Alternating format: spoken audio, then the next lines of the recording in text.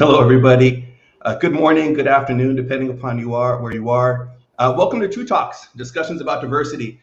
I'm Matt Jones, the Director of Corporate Communications here at TrueCar, and I'm joined by Jeff Swart, TrueCar's Executive Vice President and General Counsel. We are both very excited to be a part of this very special conversation focusing on pride in automotive.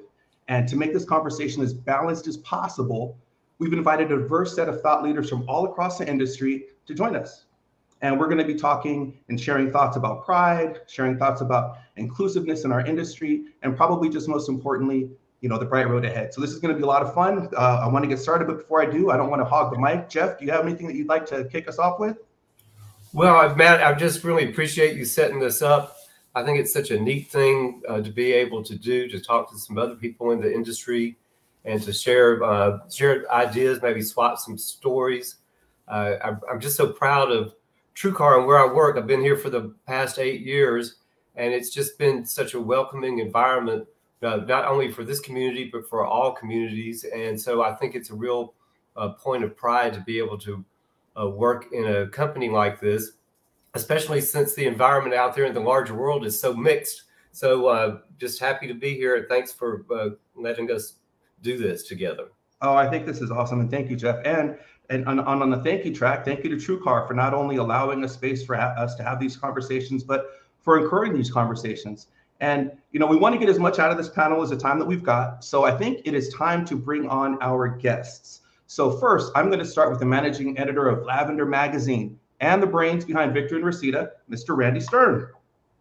Hey, everybody. Hey, Randy, thank you for joining us. Thank you. Next up, I'm going to bring onto the stage the National Marketing Manager of Dealer Synergy and the founder of T's Got Your Keys. And on top of all of that, a top salesperson, Ms. Tiana Mick. Thank you so much for having me, everybody. I'm super excited and honored. Oh, this is going to be awesome. And then finally, the owner of Country Hill Motors and managing partner of VinQ, the one and only Danny Z. Danny, thank you guys so much. This is going to be so fun. Oh, Danny, I think you got you muted. Oh, hello, everybody. Now, hey, Tiana, hey, Randy, hey, Jeff. Matt, thanks for having us. Oh, awesome. I think we're kind of like the Avengers here. This is feeling really good. So I'm glad that everybody's here, part of this conversation. But I don't, my introduction didn't do people any justice. So I'd like to ask all of you to just introduce yourselves and really quickly. I got 3 things I want to know. What attracted you to auto? How long have you been in it? And what do you do? So first, I'm going to start with Danny. I've been in auto since I was 14. I'm 38 today. What attracted me to it is it has so much tech in it. I grew to learn that. I didn't know that coming into it, but I mean, tech intersects industry in this space more than any other industry I've ever been a part of. And so that makes me really excited. And because of that, it has a ton of diversity in it, which makes me excited as well. Awesome. Thank you, Danny. Randy, tell us a little about you. Well, as you stated before, I am the managing editor of Lavender Magazine, which is the LGBTQ publication of record for Minnesota and the state line communities, and we are based in Edina, Minnesota. I have been in LGBTQ media since 2001, mostly covering automotive topics. I mean, I dedicated my media career completely in the automotive space since 2011 through digital and print mediums. My career in Lavender started in 2008 as contributing a few articles, and then got my regular automotive column since 2011. And since February of this year, I became its managing editor. Oh, yeah, since you've mentioned Victory and Reseda, that's been around as long as 2011 as well. That's more now of a side hustle as opposed to what I'm doing right now with Lavender. But if folks want to get some information and learn about some cars and see some reviews with your beautiful face sitting in these cars, they can go to Victory or Reseda, right? They can go to randystern.net and lavendermagazine.com as well. Awesome. T, let's hear from you. Thanks for the intro. Again, my name is Tiana Mick, also known as T Got Your Keys, just because in the automotive industry, my key niche was building your own brand. And within that, I created T Got Your Keys. And along with T Got Your Keys is me, right? My personality. So I am a part of the LGBT community. So the number one thing that was important for me and my customers was making sure I had a safe place for everybody to buy a vehicle, regardless of color or LGBT, stance, and also to provide, vehicle service to everybody. So along that, I did get in the industry because of my family. My mother and father own Dealer Synergy, and they also own a bunch of other companies that basically we help dealers how to sell cars. And the most important topic that we can discuss, which is what we're going to be discussing today, is inclusion, diversity, and I'm kind of the key advocate for having those hard conversations. That's awesome. And Jeff gave us, if you want, how long have you been in auto, Jeff?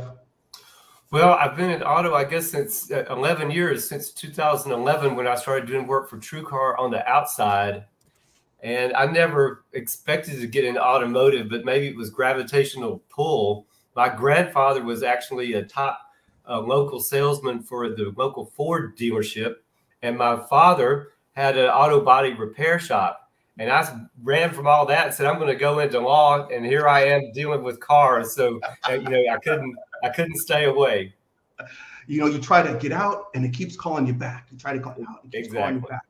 So guys, thank you for the introductions and thank you for the time. And Danny, I know that you're pressed for time, so I'm going to start with you. And these round of questions are for everybody if you feel comfortable answering them. But Randy, I want to focus on you first. So, I think the first question is, before we get into our positions talking about cars and selling cars and stuff, let's just talk about humanity. Let's just talk about who we are as humans. And I think the first question I want to start off with is, what does pride mean to you?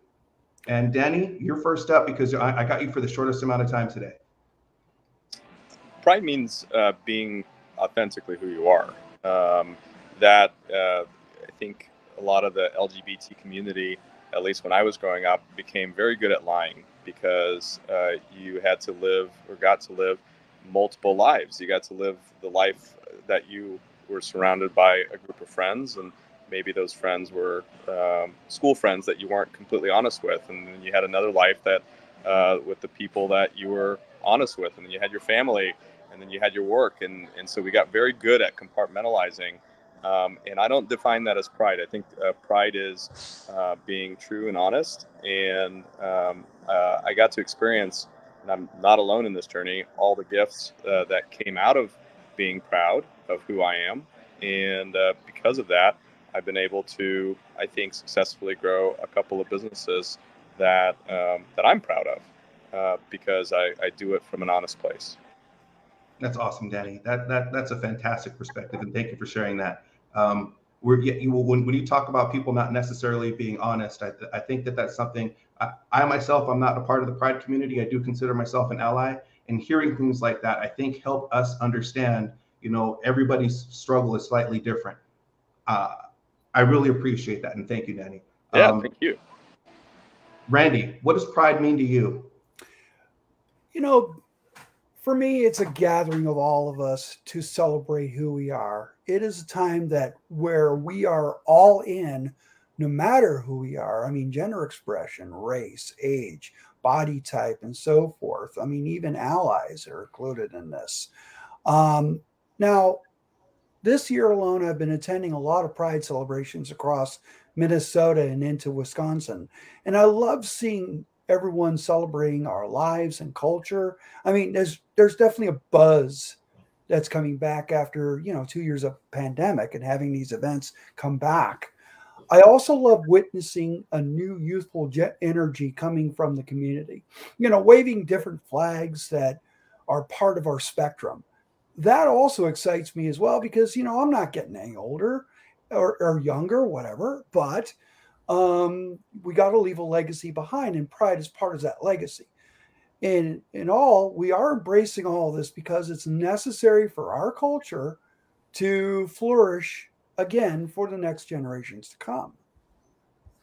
That's fantastic, Randy. Thank you. And make sure you share with us some of those pictures of some of the events that you're attending in Minnesota. The more that we see, the better we all get to enjoy it. T, what does pride mean to you as a human personally? Absolutely. So we always hear like pride, be proud, and things like that. And, I don't want to make the word pride like a quote unquote LGBT or like a gay word, right? You can be proud and of your country. You can be patriotic, patriotic pride. You can be proud of the sports team that you represent. And, those colors, may run through your blood as well. So pride to me is celebrating a piece of you that is personal and it's real and authentic, kind of like what Danny said. Regardless of what that piece of you is, you can be proudful and prideful of it. Like I said, regardless if it's being proud of your country, sports, or what we're talking about here, which is being proud of who you are, right? And all of those things comes along with who you are. So we're not just, a part of the LGBT community, right? That's not just what this conversation is about.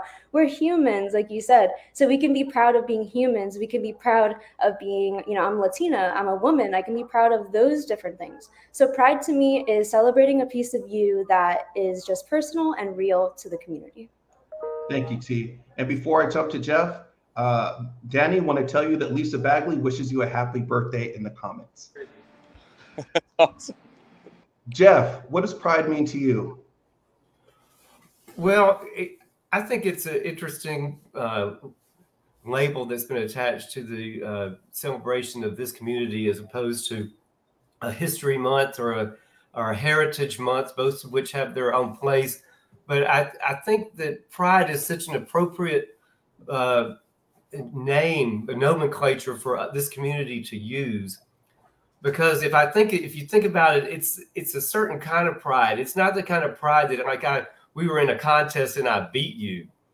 It's the kind of pride that is the opposite of being ashamed. And being taught to be ashamed is a feature set that is pretty unique to this community. I mean, we've got a lot of other communities that have had their own unique challenges, but a challenge that we've had and that is in part driven by the ability, at least some of the time, to hide, as Danny pointed out, is this taught that you've got something to be ashamed of. And I like the label of pride because it says I've looked into myself and I've figured out who I am. And I'm okay. I'm okay with me. And so you need to be okay with me too, if we're going to get along. And that's what pride means to me. That is awesome. And I couldn't think of a more valuable way to start this conversation off by talking about like the value that this is to every person. And I think that there's lessons, again, like Jeff, like you said, people do have unique challenges, but understanding the unique challenges that they may not face, I think is super important. And understanding and knowing who you are and having pride in who you are and not having to run from it, Danny, and having pride in everything that you do and celebrating Randy, I think that this is masterful. I'm hoping that people who are watching, that they're gaining something from this, because I certainly have. I want to jump a little bit into, I want to shift gears just a little bit and just talk about, business just a bit. And I think I could say safely that everybody here on this panel has reached a pretty enviable level of success within automotive. But to hit that isn't easy. And I think in this case, because we have such a diverse group here, to your point, Jeff, you may be facing obstacles that your colleagues haven't been challenged with. And so my first question for the panel is, have you ever encountered any anti-LGBTQ bias from customers or vendors or colleagues? And if so, how did you deal with it? If you did deal with it, because I think it's really important to add into the conversation that not everybody does deal with aggressions the same way. Some people just take them and internalize them and let them go. As a person, I did that when I was younger. If somebody slighted me, I might have just kept it inside because I didn't have the confidence in myself to, correct somebody. So the question is, have you ever felt any anti-LGBTQ bias from anybody that you deal with? And if so, how did you deal with it if you did? And I think first, I think I'm going to go with Danny, because Danny, again, I got you for the shortest time. No problem. So I remember speaking to, I'm the immediate past president of the Mid-America LGBT Chamber of Commerce. We grew it from nothing to 600 member businesses strong. It's been really cool. But I remember going to speak at a group in a suburb in Kansas, and I remember walking in and seeing a lot of white hair, a lot of older white men.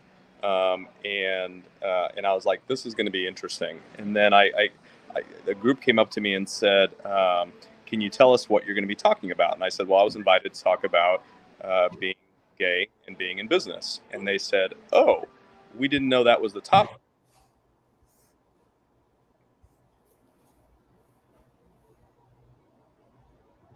Oh, I lost you there for a second. Sorry. So No I asked them, I said, are you sure you want me to speak then? And they said, well, hold on a second. And I started this fire started burning inside of me. Like, I don't belong here. I need to get out of here. And one of the guys came up to me and said, hey, this group needs to hear what you have to say. Get up there and do what you're going to do. So I said, deal. And so I got up there, I spoke, and I think it was like maybe 150 people. And at the end of it, one guy in particular came up to me and said, son, you did a really nice job. But I just don't agree with your choice in lifestyle. And I remember in that moment thinking, like, this is my moment to tell this guy what I think. But I had a light bulb come off. And instead, my response was, it took me 20 years to figure it out. So take your time. And that was a lesson that I didn't expect to, I remember that moment thinking, there's almost this pressure that I expect others just to accept me where I am, when I am, for what I am. But sometimes, it took me a long time to figure out who I was, and I'm still figuring it out every day and growing from it. So it's okay to extend that same grace as long as it's done in a loving and accommodating way. So I think about that actually quite often when working with vendors or for purposes of supplier diversity and for all these different initiatives. That grace, I think, opens up space, margin for even more growth and the inability for an undercurrent to exist. Talk about grace. I mean, that was very graceful, Danny. That was very, very good. So thank you for sharing that. And you know what? Don't be mad if you hear me steal that line at some point in one of these conferences that we're both at. I will give you attribution, but that was pretty powerful right there. So thank you, Danny. You bet. Randy. Great. Been thinking about this question because, I mean, I haven't had a lot of overt homophobia or some sort of behaviors against me. Although one time, and I'm not going to say where or who, but there was an instance where I was at an event locally and there was a PR person that was there, and her, her boss was, she knew about Lavender. She knew about our demographic. It's just that her boss I felt the ignorance in a sense. She asked what our demographics were. And I had to calmly explain what our demographics were. And I think she was trying to suss out age or race or, income. To be honest with you, I told her, look, we have a lot of people reading our magazine. We have a lot of people across the LGBTQ spectrum that reads our magazine. They like to see themselves in that magazine. That is our demographic. So I had to educate her. But now I'm also active in the local car community. So I think since I got this job, I've been pretty trepid because who the non-accepting people are. Who people who know you, who accept you, who are your friends, who celebrate you, who support you. Those are the people I like hanging out with more than anyone else, because I am pretty suspicious about sometimes, but that's just me. Right. So, but in all, it's whatever bias I've received has been very, very subtle and quiet. You could tell when you're talking about celebrating about a milestone and it with Lavender or whatnot. And they, absolute silence. And I just said, I don't care. Screw you. I'm moving on. So you have to be I've learned to be very resilient and sometimes a little quiet when you want to say something. Jeff. Well, I'm blessed to work in a tech company that's based in Southern California, And so my experience, since coming into automotive proper has been, sort of, nirvana in this regard. I mean, it's welcomed with open arms and so good. But so I have to tell a law story because I think it still might be a good perspective of how things have changed and also how different, of how the reaction of someone else really empowered me.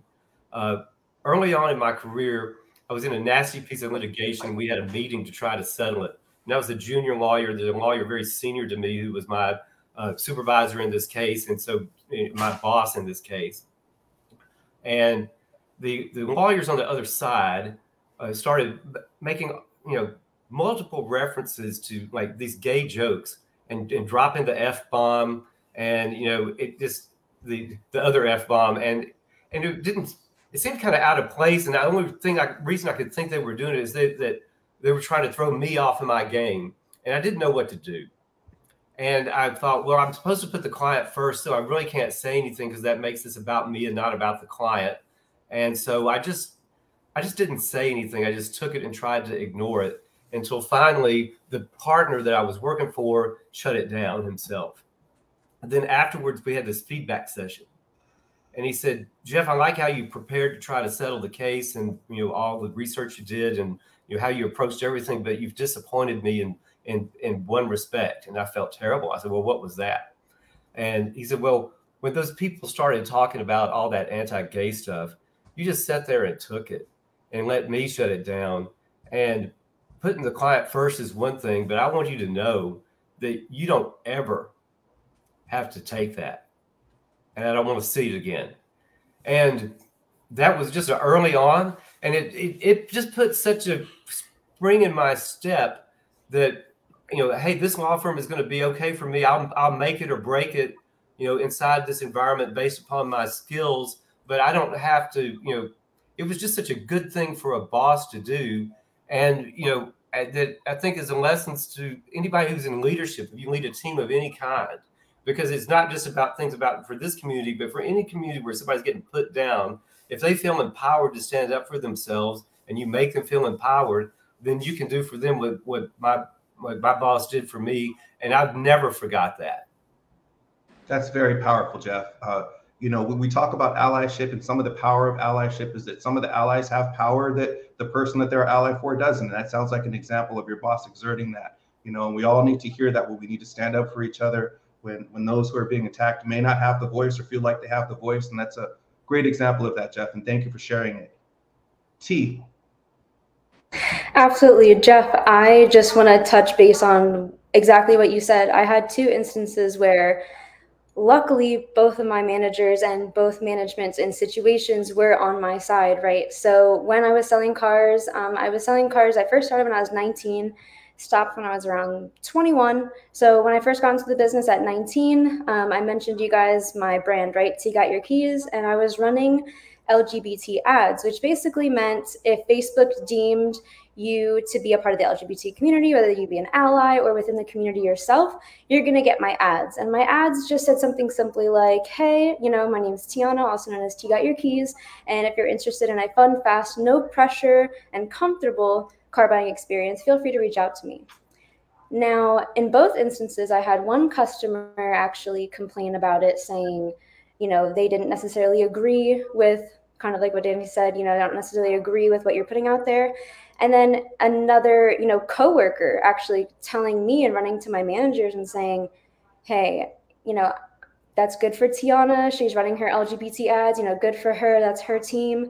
But what about me? What about my customers? My customers are now afraid of coming into the dealership because they're seeing all of this, right, LGBT pride loving stuff. And both times my managers, in the instance with the coworker, my manager just said, hey, there is no tolerance for discriminating anybody, not to go there, but everybody is, everything is green when it comes to money, right? And I know, Matt, you had like a session on that at your past conference, that green, right? The color of money and diversity. So, it's kind of like, I'm glad that my manager stepped up for me in that moment when it came to my coworker. But then, like you said, when it comes to customers, now, when I was desking a deal with somebody that, didn't agree with what I, believed in and practiced, they were willing to walk away from the deal. But I told my managers, hey, they said, some kind of outlandish things. It didn't offend me.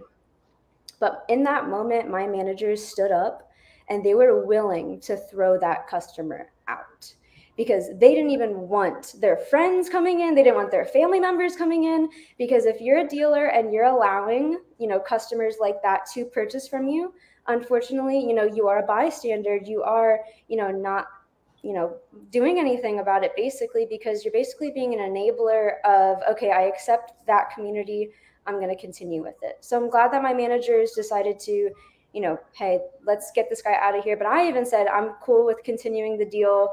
And, we did, and we came to an agreement. So in both instances, I would say, management had my back. And that's what I would say to everybody in power is, if you are in a place of power, we do look for you and help. And in those times that you are silent, the silence is the loudest. And that's for certain. Well said.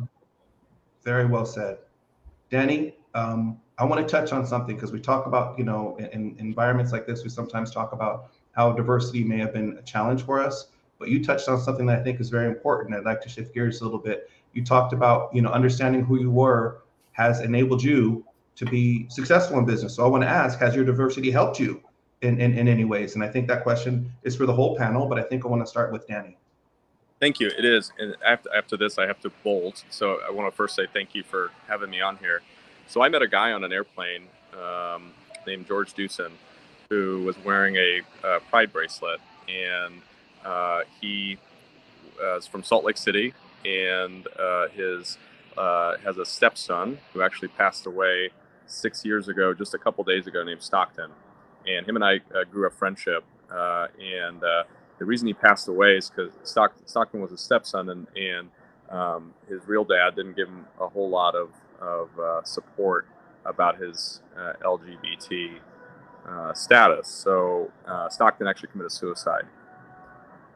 It's like I said, it's been about 6 years, but not too long ago, I asked George how he defines diversity, and something his wife encouraged him to do after they were looking for some light at the end of the tunnel.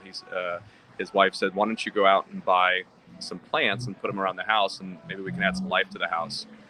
So they went and did that. They bought plants. They put them around the house, and then she was going out of town somewhere, and she reminded him. She says, "Hey, don't forget to water the plants. And by the way, don't forget to water the edges." And he goes, "Why do you water the edges?" And he goes, "Because that's where the smaller roots are in order to make that trunk stronger. So you have to water the edges for the whole plant to grow and thrive and survive."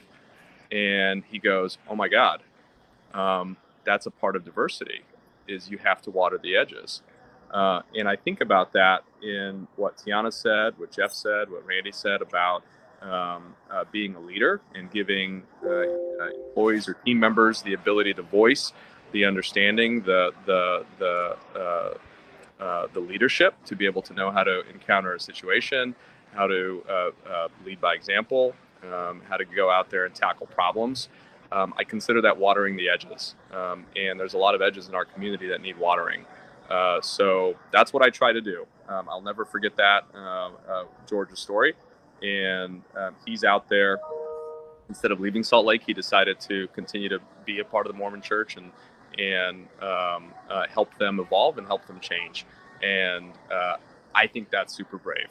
So for those out there that think that it's not worth it, I will tell you there's a lot of people that are standing their ground and saying, nope, there's a better way forward.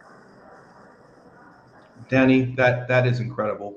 Thank you so much for sharing that. Yeah.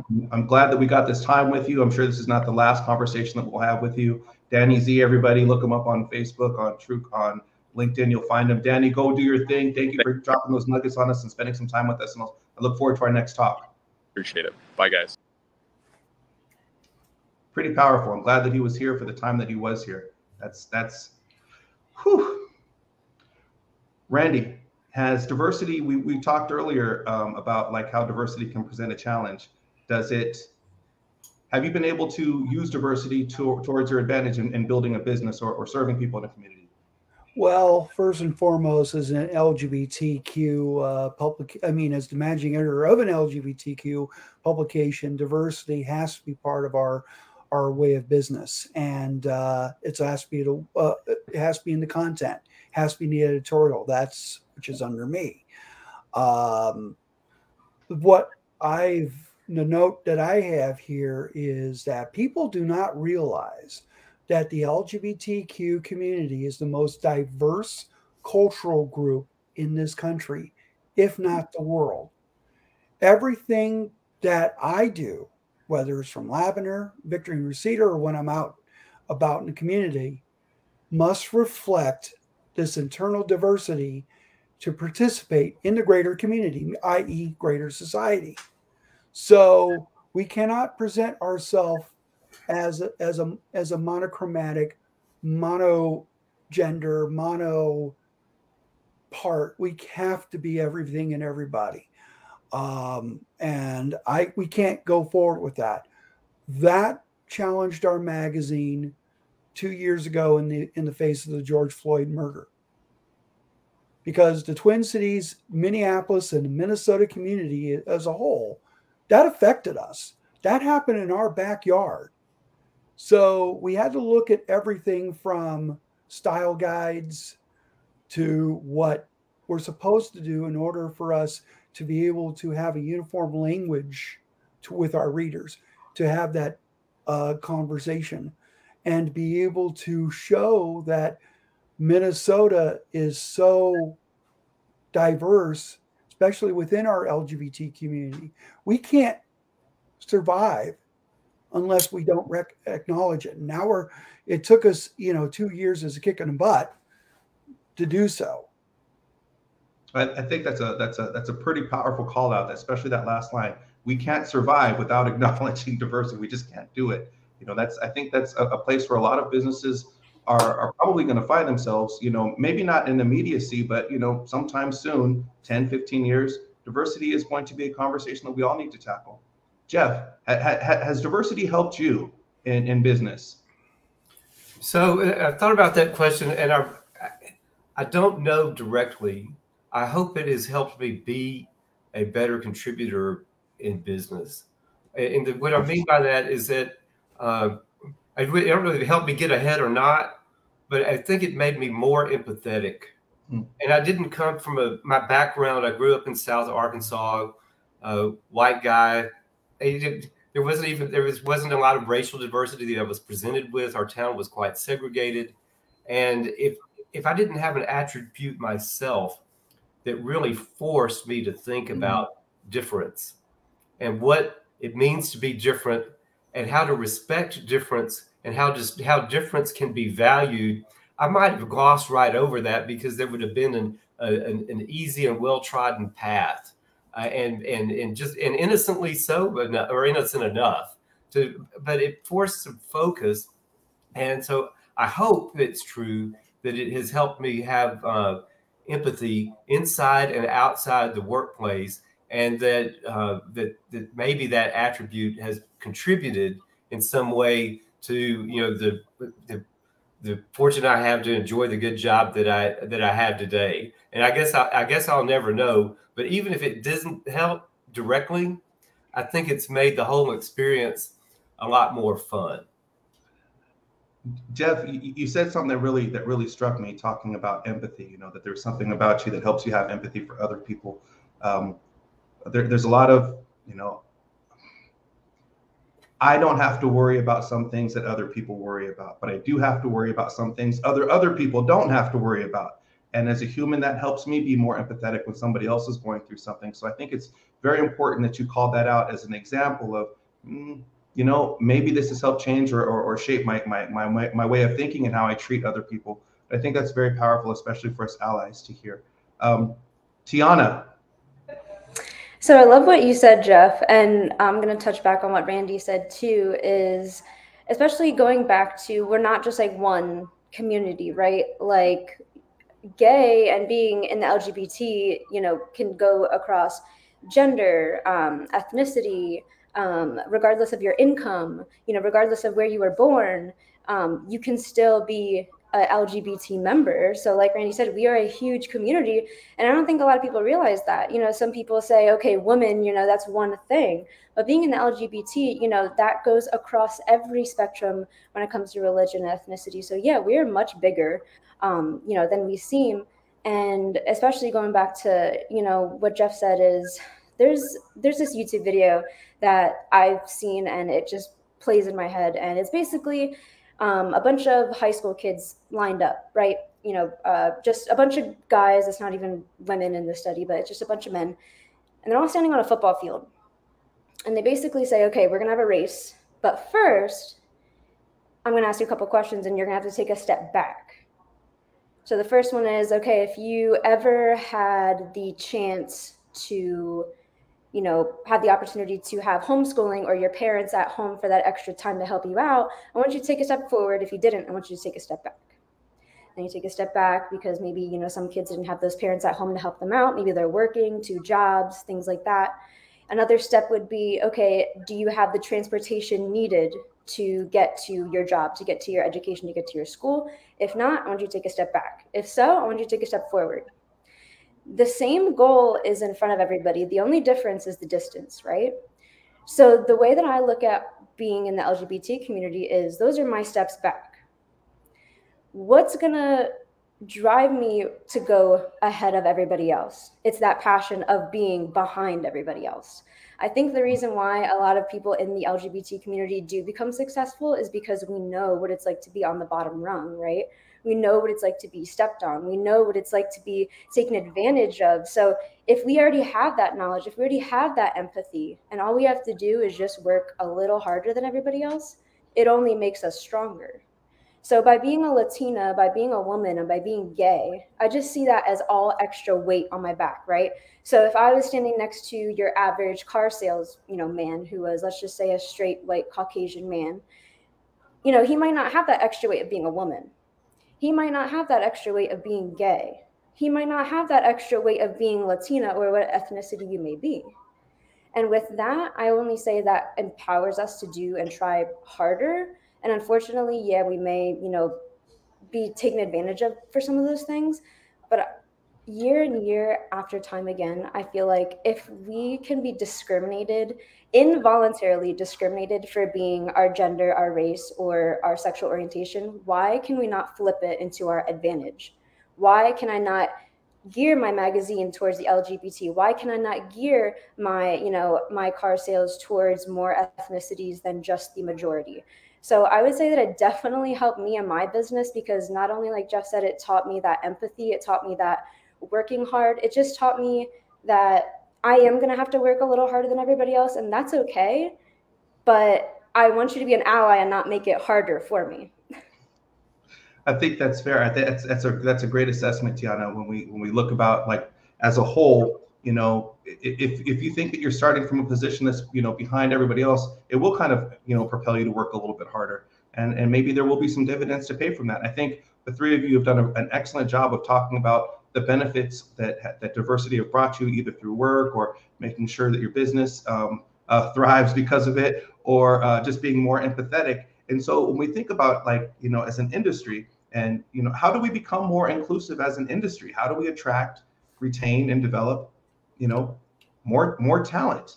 You know, how do we do that? I think you guys have all sold the business case for inclusivity, but how do we achieve it? How do we attract more diversity? How do we retain it? And how do we develop more diverse talent? And I think, Randy, I'm going to start this conversation off with you. Okay. Well, I'm trying to think of which one here. The question about inclusiveness is very important. However, becoming inclusive in business, part of the work that I do is to focus on companies that are large or small, that are welcoming employees who are LGBTQ and making them feel right at home. One great example is how the Walzer Way, you know, Walzer Automotive Group here in Minnesota, and how Andrew and Sherry Schultz and that team over there is ensuring through their ERGs that, yes, you can bring your authentic self to work and you could be a part of our company. We have these benefits and so forth. it is companies like Walzer that I've been angling towards when I'm adding a brand new column focusing in the workplace, whether it's automotive or not. Mm-hmm. And what I really look for in these businesses is when they talk the talk, are they walking the walk? I mean, and there's litmus tests I could use. I mean, you could suss out when you see a booth at a Pride festival, such as Twin Cities Pride last weekend, where you have all of these companies, whether banks, industrial firms, accounting firms, automotive dealerships, chains, you name it. And you have to ask the question, are you here just for the sake of getting our money? Or are you here to demonstrate that you're welcoming your employees to work as themselves every day? Great example. I just wrote an article about a trans MTF who became a lead over at the Amazon distribution center in Shakopee. Amazing story. She's now the location lead for Glamazon, which is their ERG. Now, yes, it's not entirely automotive, but it's one of those examples that can be translated into automotive, whether it's OEM, supplier, dealer, vendor. It's just that you can't be in business with knowing that our dollars are on the table and do completely the opposite. Tiana, how do you think that we build a more inclusive industry? How do we attract, retain, and develop diverse talent through any section of automotive, like Randy said, supplier, OEM, vendor, dealer, whatever it may be? Well, how do we get a little better? Definitely. I would say the first step, and I don't want to say the easiest because it sounds like the easiest, but it's honestly maybe one of the hardest. It's just to talk about it, right? To just talk about it with your team, with your management. And not only that, is talk about it as a team. Sometimes when we get into different things when it comes to, especially being leaders, is okay, we're going to have a meeting with managers, and then the managers are going to go tell the salespeople, and then hopefully that resonates some kind of way. No, we need to look at the dealership as one whole big family, right? Get managers sitting with the BDC rep, sitting with the salespeople, sitting with the service, writers, sitting with the people that are in the quick, oil change lane. Everybody has, ideas and opinions about bringing more inclusion and diversity into their dealership. But then we limit ourselves from where we get our ideas from. We only go to our leading managers that we always go to. And it's kind of like that saying, it's like if we keep going, to the same people, you're going to one day look around and realize everybody at the table looks the same. Right. Your service writer is going to think completely different than, your BDC representative. So I would just say the number one thing is just to talk about it. And not be afraid to talk about it. If you don't know how to talk about it, bring somebody in that does know how to talk about it. Mm-hmm. If you do, and then obviously that's going to make your employees feel that the next time you have something like this, they're going to say, hey, Matt, I actually feel proud that you even want to talk about this. Do you mind if I share some of my thoughts? Absolutely. And then that's how you get more inclusion and diversity just overall into auto. I think something that you said is really important is bringing the whole group together, because we talk about diversity, and one of the important parts is like diversity of thought. If you have a bunch of people who are on the same level, and those are the only people who are included in conversations, that process may not be quite as diverse if you have 100 brains in there who are in different positions and have different backgrounds. So really good point. Thank you for bringing that forward, Tiana. Jeff, how do we become more inclusive? So I think it would be presumptuous of me to say how the automotive industry writ large gets more inclusive, or even to diagnose its level of current inclusivity, because I've never worked at a dealership or the service department or the OEM. All I can say is that every organization that I have been in, we're sort of on the periphery of automotive. We serve automotive. But every organization I've been in, including this one, that has done this well, that there is a genuine commitment to it, to valuing people for who they are at the top. And I had it at my last law firm, the managing partner of the firm. It was very clear, and people can tell whether you mean it or not by how it could be the littlest thing. Like you show up at the firm holiday party with your partner or with your same-sex husband. That handshake, if somebody goes out and says hello, it means a lot, and people see it and they emulate it. And I think that that everywhere you go, supporting people to get into and to be successful as leaders who really share these values is the way to get it done, and that permeates. And I've also, by the way, I've been at a place where it didn't have it. I won't name it, but I was at a very large accounting firm before I went to law school, and the managing personnel partner, so he's a big deal in charge of hiring and firing.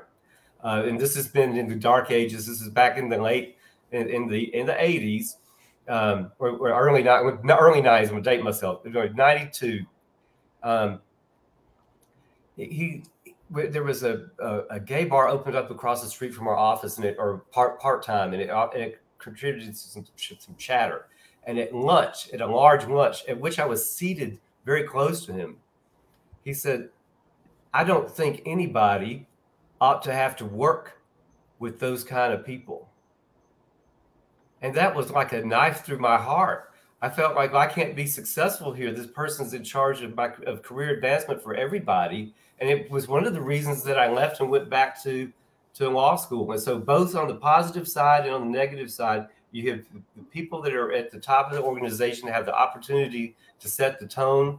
And if you're not in the leadership position, you can, where you're able, hold people accountable, encourage them, gently to be their best selves and to lead by example, so that culture permeates the organization. Wow, that's a hell of a story, Jeff. And nobody should have to go through that when they're just trying to earn a living. They're just trying to do the right. Nobody should go through that, but especially not when they're just going about their business, just trying to earn their living. Guys, we're coming up on time, so I'm going to wrap soon. I don't want to monopolize your whole afternoon, so I'm going to finalize with this last question. How can allies, this is a very selfless question, I'm asking this for myself. How can allies better show up for the LGBTQ community? Not just in automotive, But like I said in the beginning, we're human beings, right? How can allies better show up for the LGBTQ community? And Tiana, I think I'm gonna kick that very important last question to you first. So I would just say is educate yourself, and that's on any topic, right? I would assume, and that's very, heavy of me to do, but if you were going to speak on a topic, that you would, be a little more educated than just a quick Google search, right, on a topic. So that's what I would say, is just educate yourself.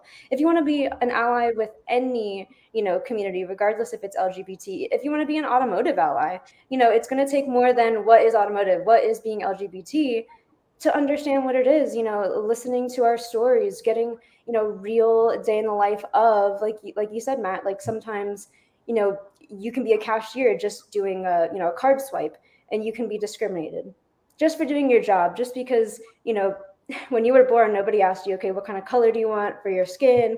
What kind of color do you want for your hair? What kind of color do you want for your eyes? Like, nobody asked that. So just because you were a little different, you shouldn't have to be harassed like that. So I would say educate yourself, get to know somebody that's in, within the community, and just be honest and just say, I'm coming from a place of understanding, coming from a place of learning. I want you to teach me so that I could be a better ally. And I would just say that. So educate yourself and just be honest about the things you don't know, so that way you can know about them.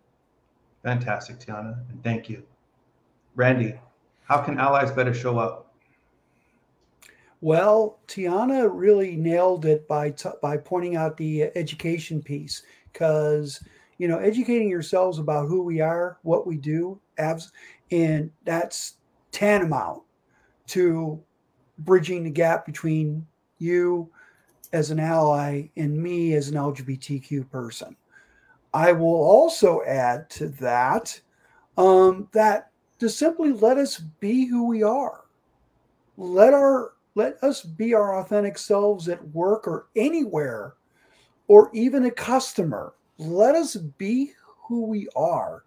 And understanding that can actually clear the air from preventing you, allies, to prejudge us or to think that we're this way or that. Let that go. Let us be human. Let us be like everyone else on the planet. From there, then we could really suss out the rest. You know, let us buy a car without prejudging us.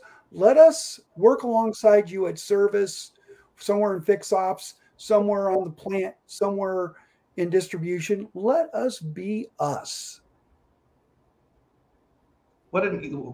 It's so simple, and it's a very profound thing to say. Let us be us. Jeff, how can allies show up better? Well, I think that my best allies have just started first with just being genuine friends. And to be an ally to the community, you don't have to be friends with everybody in the community. You're going to like some, not like others. And if you're my friend, you don't have to over index to my diversity characteristics. But if you really care about me, then we can talk about anything, including that.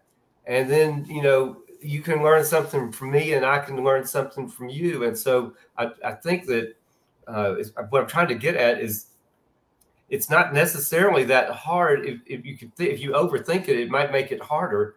If you just are open to the humanity of everybody and take them on their turf and not afraid to broach the subject, there's a lot of mutual learning that can be done.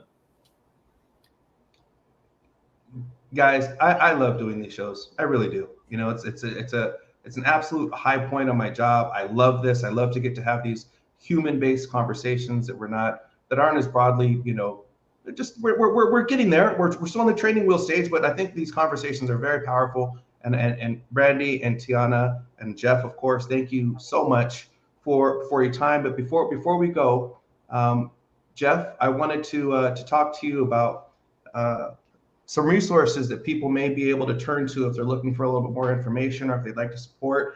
And I know that there's three that I think that you're fans of, and so I'd like to bring up. Actually, I'll hand it over to you. Well, there's many ways to support the community, and so my favorites may not be your favorites, and of course, everybody should do their own research. I'm a longtime supporter of the Human Rights Campaign, both their educational arm and their political arm. I think that they've done good work, and their record sort of speaks for itself. We had a discussion today about a youthful suicide by a member of the community, and it's poignant because it happens all too often. And there's a thing called the Trevor Project that is focused on suicide prevention in the community. And I think that that's a really great organization. And also coming from a legal background, I can't help but mention Lambda Legal, who has done so much work to try to advance the civil rights of the community. And they've done a lot of it. They haven't done nearly all of it, but a lot of the advancement that we've experienced over the past 30 years has been, through legal action. And even as depressing as some things are lately in the news, and don't say gay bills, and you sort of feel like the pendulum is swinging the other way. When I first came out in 1986, it was a crime to have same-sex intimacy in a number of states, including a good swath of states in the South. A straight-up crime. And you can look inside of 30 years to 2015. And nationwide same-sex marriage is available. I mean, when you're getting depressed, when I'm getting depressed, I remind myself of how far we've come, and that the setbacks are just a reminder that we've got to be vigilant to protect what we've got, to bring others into the fold that don't quite have it yet. And one of the way, not the only way, but a way, is to help with organizations like this, besides what we do in our everyday lives to change hearts and minds along the way. There's no way to follow that Team, thank you so much for everything that you've done, that you continue to do for automotive. Thank you for the time. I say that with sincerity, and on behalf of the TrueCar team, I'd also like to thank you. And probably just as important, the people who are watching now or on the broadcast, thank you for being a part of this, and thank you for taking the time to, as Tiana said, educate yourself through conversations like this. We love it. We love you, and we look forward to our next conversation. So thank you for it. And that's all for now, and we will see you soon. Well, thank you. Thanks for letting me participate. Thank you. Thank you. Thank you, Randy. Thank you, Tiana.